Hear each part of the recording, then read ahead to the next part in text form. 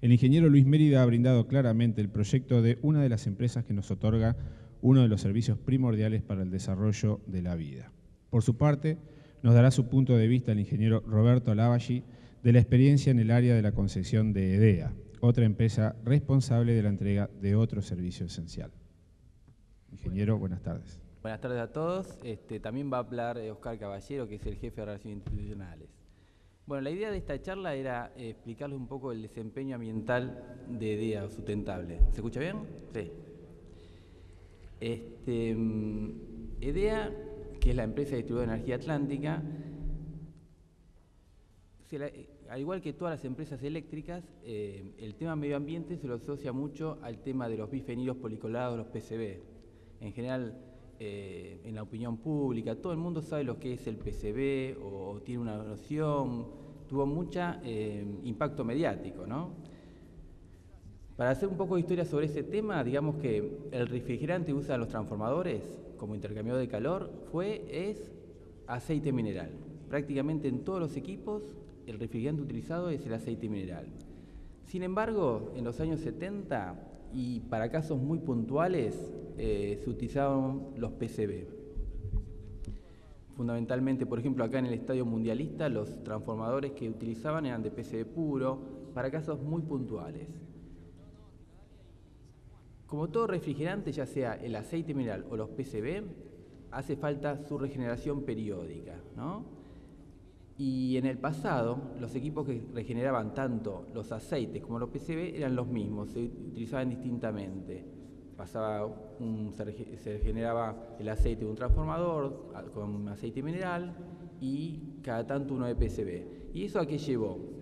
Que en general se contaminaban con bifenilos policlorados en muy bajas concentraciones, en el orden de las partes por millón, de los aceites minerales de algunos transformadores. Esto fue una problemática ambiental en Argentina, pero también a nivel mundial. Pasó en todas partes del mundo. Los PCB, los bifenilos policlorados, son considerados uno de los 12 compuestos orgánicos persistentes. Y en el convenio de Estocolmo del año 2001 se establecieron ciertos parámetros se prohibió su fabricación, ¿no? Que a partir del 2004, cuando entró en vigencia este convenio de Estocolmo, se prohibió su fabricación. Y por otro lado, se establecieron planes de eliminación antes del 2025. Es decir, los bifenilos policlorados es una problemática ambiental, pero de todas las empresas eléctricas. ¿Cómo? Más cerca. Bueno, o sea, es una problemática de todas las empresas eléctricas, ya sea distribuidoras, transportistas y generadoras, tanto como EDEA, como EDEN, EDES y a nivel mundial. Ahora, la cuestión que nos queríamos plantear nosotros en su momento es si nosotros los gestionamos los PCB, pero un adecuado manejo de los PCB, ¿le asegura EDEA una gestión ambiental sustentable? O sea, nuestra única preocupación debería ser el PCB porque tiene un impacto mediático. En realidad, sin lugar a dudas, el PCB es el aspecto ambiental más mediático, pero no es el único. Tenemos muchos otros aspectos ambientales que tenemos que tratar diariamente. Y cuando hablamos de una gestión ambiental sustentable, ya sea en EDEA o cualquier empresa o una ciudad o cualquier organización, implica el manejo responsable de todos los aspectos ambientales. Por eso, en EDEA en su momento, para lograr un desempeño ambiental sustentable, el directorio de la empresa en el año 2004 aprueba una política ambiental o una política de medio ambiente. Esa es la política de medio ambiente o política ambiental. Y en líneas generales, como cualquier política ambiental, la política ambiental implica un compromiso de la alta dirección, de la gerencia general y los directores, y que fija lineamientos generales, tendientes a ¿qué? A lograr un desempeño ambiental sustentable. Yo no voy a leerla toda, pero por ejemplo, resaltando algunos tópicos, habla del resguardo del medio ambiente, habla de compatibilizar la protección ambiental y el desarrollo económico y social. O sea, nosotros brindamos un servicio eléctrico, pero no lo podemos hacer a costa de impactar el medio ambiente o generar contaminación. Tiene que ser responsable. Mantener el control permanente del cumplimiento de la normativa vigente, es decir, hay una normativa vigente, la tenemos que cumplir, si sale nueva normativa nos tenemos que adecuar a esa nueva normativa. Uso racional de los recursos, son todos lineamientos que nos están fijando la alta dirección de la empresa que tenemos que cumplir como empresa. Minimizar la generación de residuos, emisiones, vertidos, minimizar, en caso de que se produzca un impacto ambiental, que sea minimizar las consecuencias, y el concepto de mejora continua, o sea que nuestro desempeño ambiental año a año debe ir mejorando. O sea, son todos lineamientos que fija la política y que se compromete la alta dirección en llevarlo adelante. Y otro aspecto importante es capacitar y motivar al personal. O sea que, si bien la alta dirección fijó esos lineamientos implican un desafío para EDEA, ¿no? Y el desafío para EDEA es llevar adelante a la práctica esa política ambiental que aprobó el directorio. ¿Cómo decidimos llevar adelante la política ambiental? Implementando y certificando la ISO 14001, que es Sistema de Gestión Ambiental. ¿Por qué? ¿O qué son las normas? Las normas ISO 14001 son un sistema de gestión ambiental, son normas internacionales de gestión ambiental elaboradas por organizaciones especializadas en sistemas de gestión. Realmente, después de varios años, la idea de esta charla es transmitir nuestra experiencia y realmente uno después de haberla utilizado estas normas como herramientas y haber experimentado año a año, se da cuenta que todos los requisitos tienen una función específica y cómo ayuda al desempeño ambiental o a la gestión ambiental. ¿Y por qué las normas ISO 14001? El objetivo de estas normas es asistir a la empresa en la implementación y operación de sistemas de gestión ambiental eficaces y sustentables. O sea, están específicamente hechos para eso. Y fundamentalmente es una herramienta que lo que hace, permite que la empresa identifique los aspectos ambientales, los evalúe y establezca los controles. Y otro concepto que está en la política y habla de mejora continua, que se basa en el ciclo de Deming, que es el que aparece en la pantalla, y que habla de planificar, o sea, todos los aspectos que tenemos que hacer los planificamos, qué hacemos, cómo lo vamos a hacer, lo documentamos, lo registramos. Acuérdense que estos sistemas de gestión ambiental son auditados por un ente externo que verifica si estamos planificando todos los aspectos, después los ejecutamos, verificamos lo que hicimos, que a veces coincide con lo que planificamos, a veces no. Lo importante no es lo importante es evaluar por qué hubo esos desvíos y corregirlos. Y el actuar significa, bueno, replantearnos por qué tuvimos desvíos. Planificamos en exceso, planificamos mal, hicimos algún error. Lo importante es que en la medida que este ciclo se va cumpliendo, cada vez la mejora continua del desempeño ambiental se va superando. Y esto en realidad, después nosotros certificamos en el 2005, ya pasamos 7 años, y esto uno lo va comprobando en el día a día o año a año cuando ve cómo está hoy el sistema de gestión y lo compara cómo estaba hace años atrás. Las normas ISO, este es el índice de las normas, de la norma ISO 14000. Tiene un montón de requisitos que hay que cumplir. Y cuando vienen la auditoría externas, ellos verifican que se están cumpliendo cada uno de esos requisitos. Es más, cuando uno lo empieza a implementar ve algunos requisitos que uno no le encuentra el sentido y después en la práctica va viendo que realmente son claves para que el desempeño ambiental mejore. Yo me voy a referir brevemente, porque tampoco la idea es hacer muy largo o entrar mucho en detalles. Fíjense que habla de una política ambiental, o sea, el sistema de gestión, la norma ISO 14000 exige una política ambiental, o sea, exige un compromiso de la alta dirección, haciéndolos responsables. De ahí que se aprobó una política ambiental. Por otro lado, fíjense que el último punto habla de revisión por la dirección. Quiere decir que la misma dirección o la alta dirección de la empresa tiene que verificar que lo planificado, lo implementado y lo verificado. Y eso hace el compromiso de toda la estructura a la mejora continua. Vamos a ver un requisito clave de la norma ISO 14001, que son los aspectos ambientales. Esto es lo que dice taxativamente la norma. Dice, la organización debe establecer, implementar y mantener uno o varios procedimientos para identificar los aspectos ambientales de sus actividades, productos y servicios, determinar aquellos que tienen o pueden tener impactos significativos sobre el medio ambiente, o sea, es decir, determinar cuáles son los aspectos ambientales significativos. Esto es lo que dice la norma y esto es lo que tenemos que cumplir quien la implemente.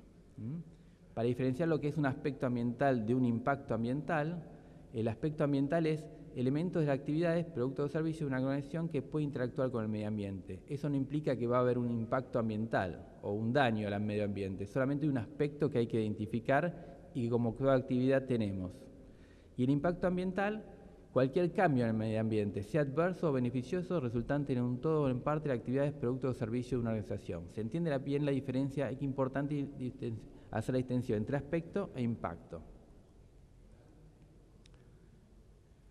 O sea, la norma ISO 14001 nos exigió o exige en primera instancia hacer un diagnóstico ambiental de día, es decir, cómo estamos parados con respecto al medio ambiente. Y la primera instancia es identificar cuáles son los aspectos ambientales.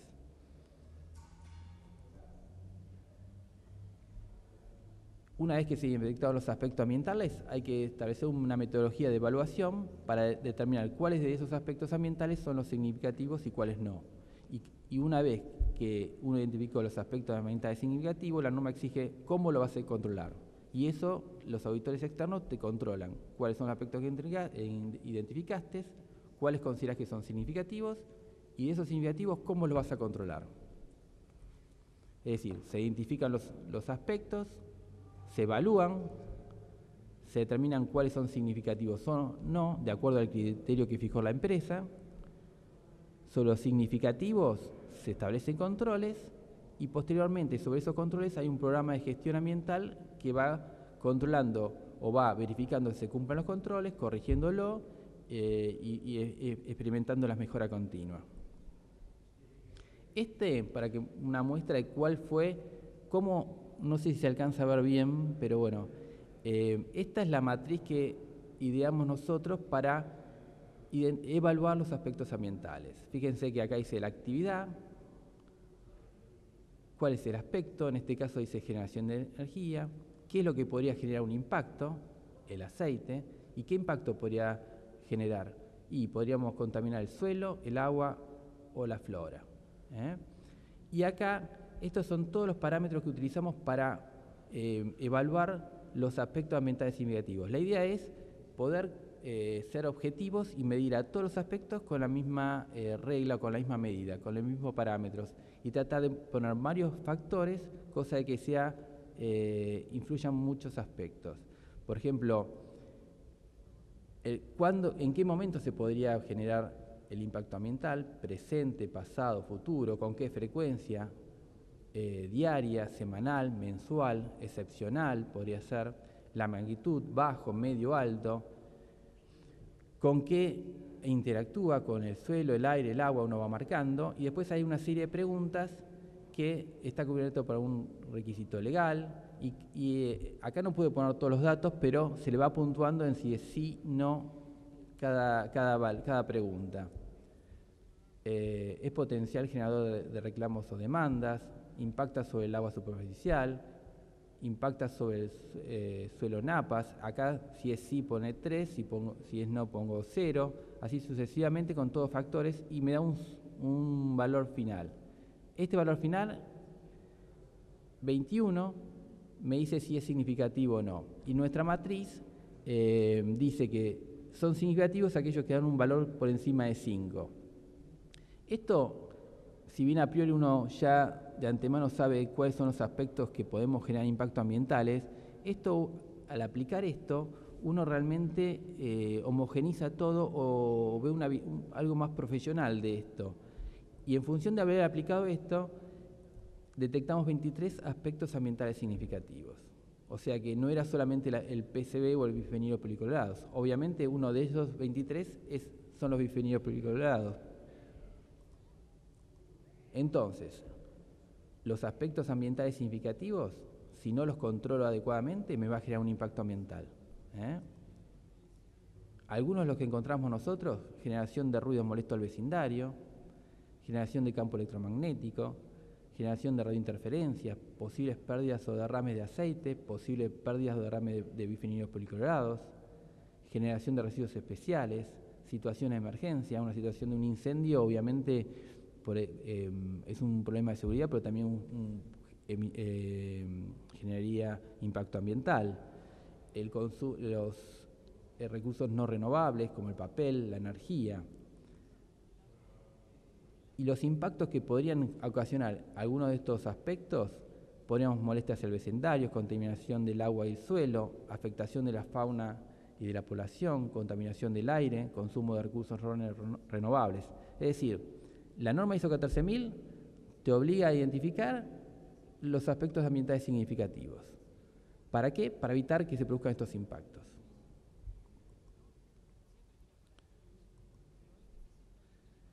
Y después, una vez que tenés los aspectos ambientales significativos, la norma te establece de qué manera lo vas a controlar. ¿Cuáles son los objetivos que te propones con ese aspecto ambiental? ¿Qué metas te propones? ¿Y qué programas de gestión tenés para ir controlando que se vaya cumpliendo en el tiempo y aparte que vayas mejorando en el tiempo? Y eso es lo que los auditores vienen a auditar. Los auditores... ¿Cómo? No, el tema de consumo, tratar de disminuir los consumos.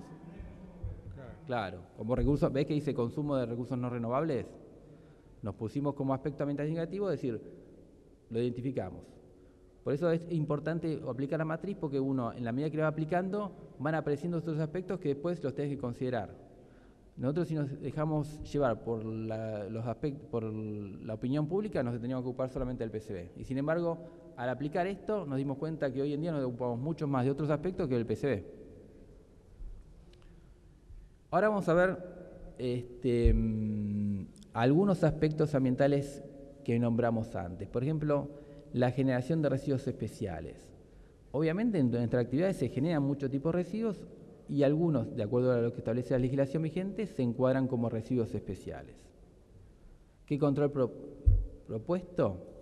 Y armamos un procedimiento de trabajo que se llama gestión interna de residuos, y un aspecto fundamental, tuvimos que capacitar a todo el personal para que sepa aplicar ese procedimiento de trabajo.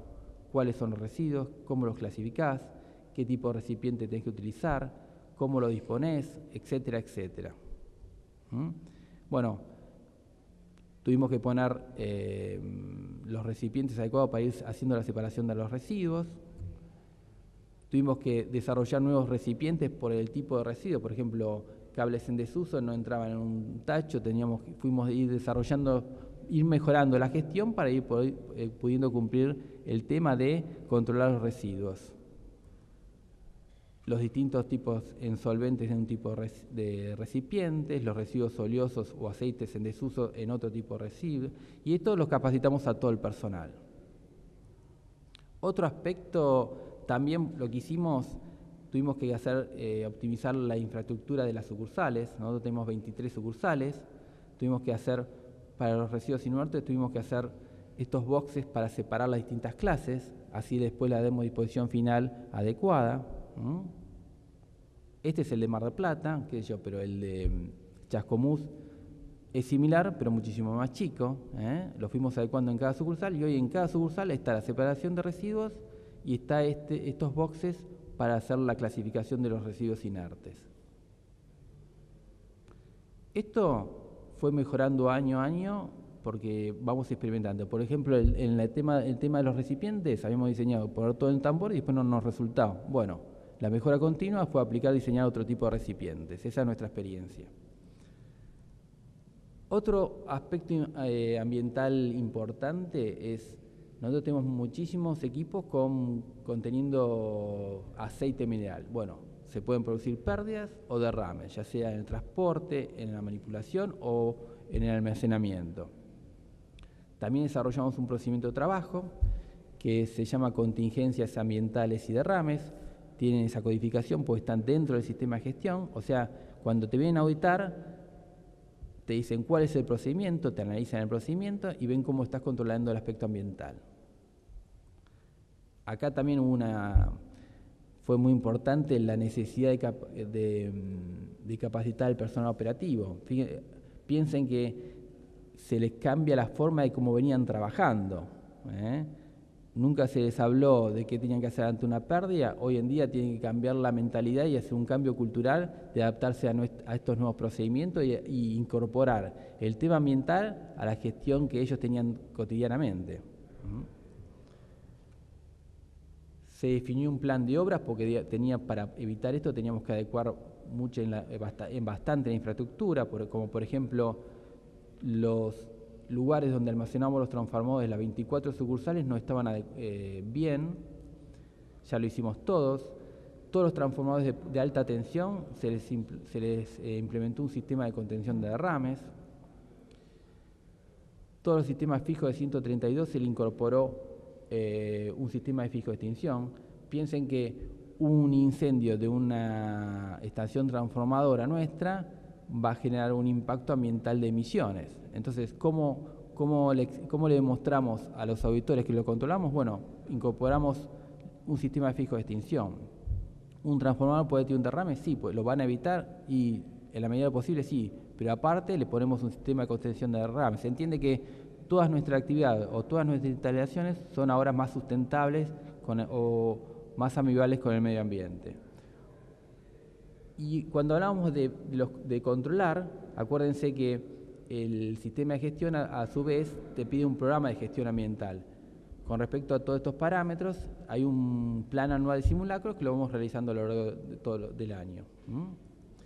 Por ejemplo, este es el almacenamiento, es muchísimo más grande, es el almacenamiento de transformadores en Mar del Plata, que tiene toda una rejilla de perimetral ante una pérdida. Obviamente que la gente de almacén está encima de este almacén, pero si hubiera una pequeña pérdida, canaliza a través de la rejilla perimetral y va a un separador de aceite. Esto que se ve acá lo habíamos hecho para hacer una capacitación del personal de cómo tiene que hacer si ve una pérdida. Al almacén, bueno, tenés que contenerlo. Esto lo van a ver en una presentación posterior. Sí, pero esta misma situación la replicamos en todas las sucursales, obviamente en otras dimensiones, ¿no? Pero todos los almacenamientos de transformadores de todas las sucursales de EDEA están sobre un suelo de cemento con un sistema de contención de derrames. Y este es un separador de aceite que va separando el agua del aceite en caso de que hubiera una pérdida. Esto es un sistema fijo de extinción y esto fue producto, esta foto la sacamos en un simulacro que habíamos planificado a lo largo del año. Entonces tenemos las 5 estaciones transformadoras más estas y todos los años se hace un plan de simulacros, no todos, pero se hacen 2 o 3 por año.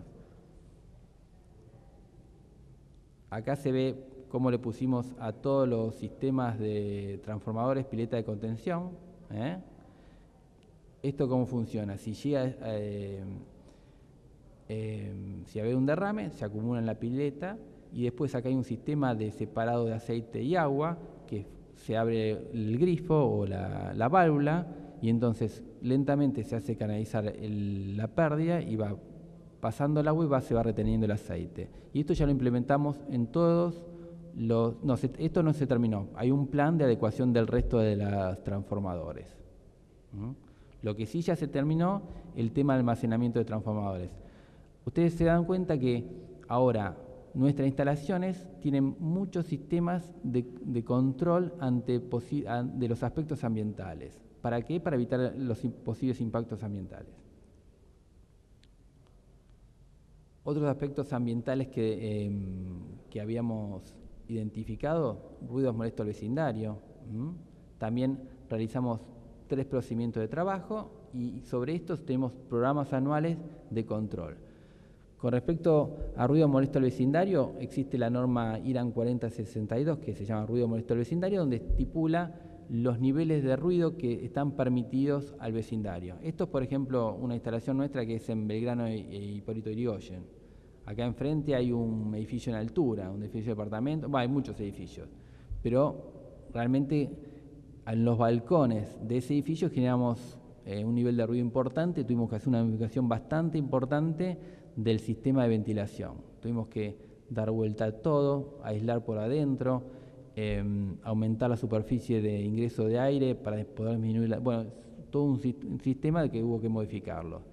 De la misma manera se hacen los controles de campo electromagnético. Acá, si bien a nivel provincial no hay una legislación, el ANRE sí, a nivel nacional sí, o sea que si bien no nos aplica a EDEA, lo adoptamos como válido y entonces hacemos anualmente un plan de monitoreo de algunas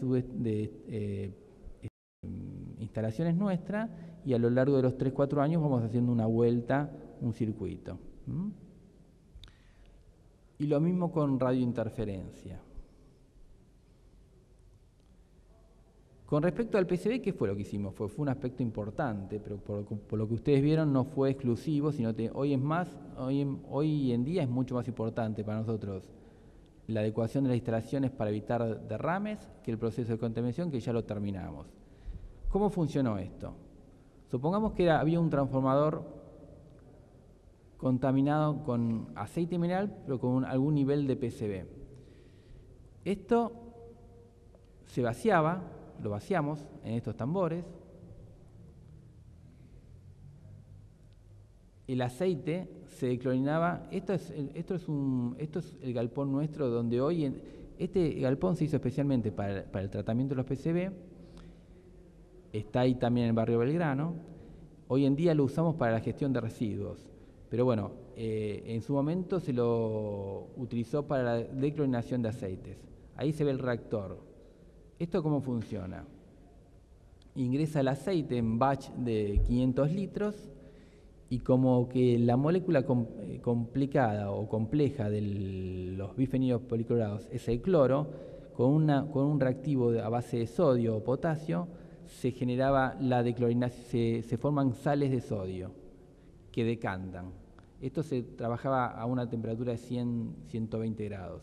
Hay un batch, hay un agitador, y en función del nivel de contaminación de aceite que tenía lo que ingresamos, los especialistas cada tanto iban sacando muestra y comprobando el nivel de PCB.